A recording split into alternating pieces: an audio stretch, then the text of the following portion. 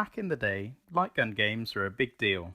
Duck Hunt, Virtua Cop, House of the Dead to name just a few. Unless you have an old school TV though, you just can't play these anymore. Until now at least. As far as I know, nobody has tried tackling this before, but I've made a simple device that makes almost any light gun game playable again on modern TVs. But first, before we get on to that, it'd be useful to take a look at how light gun games work and why they don't work anymore. The key thing to understand about CRTs is that the video signal coming into the TV pretty much drove the beam that actually drew the picture directly. If the console was outputting the brightness of a particular pixel, then the TV would be displaying that pixel at that moment. Light gun games use this to detect what pixel they are pointed at. The light gun has a lens which acts a bit like a telescope, focusing the light of the pixel it's pointed at onto a sensor inside the gun. When you press the trigger, on most light gun games, the screen flashes white. When the TV starts displaying the white pixel the gun is pointed at, the sensor detects the bright light and sends a signal back to the console. As the console knows what pixel it was currently outputting at the time, it now knows the pixel the light gun is pointed at. On new TVs, this is completely broken. The whole frame is normally read in, processed, which adds even more delay, and then displayed almost at once. Therefore, when the light sensor detects the light and sends it back to the console, it's already much too late and the console has already assumed the shot was off screen. This is where my device comes in. The video signal coming out of the console gets split between the TV and my device. My device waits for a particular pixel, checks if it's bright and flashes an LED if it is.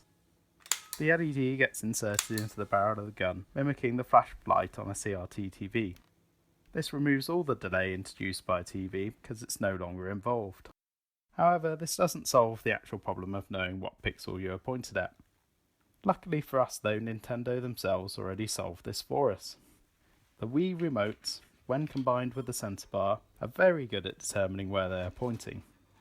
With a small bit of calibration, we can get a one-to-one mapping between where the Wiimote is pointing and the part of the screen we are aiming at. We just need to strap it to the side of the light gun.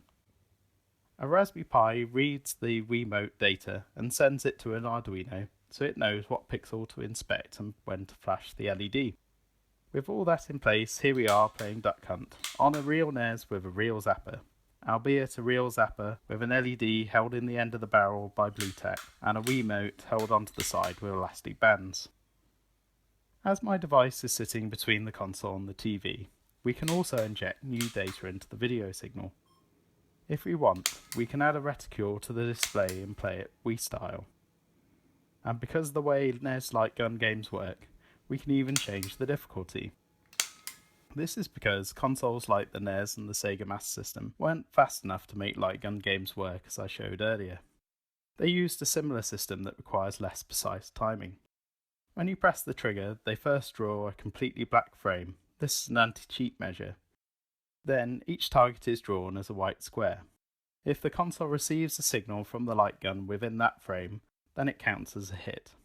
So for NES and Master System games, we can alter the difficulty by changing the radius at which we check for light. But this is not just a solution for playing 8-bit games.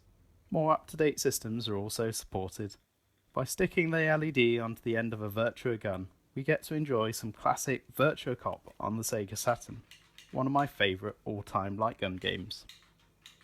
Or, if Virtua Cop isn't your bag, how about sticking it into a Dreamcast gun and playing some House of the Dead too. So there it is, a Raspberry Pi to interface with a Wiimote, an Arduino to sample at the right point in the frame, and a small bit of analog circuitry to read the video signal is all it took to resurrect several generations of retro light gun games. If you want to know more, I'll post everything up on GitHub like normal. I hope you enjoyed the video.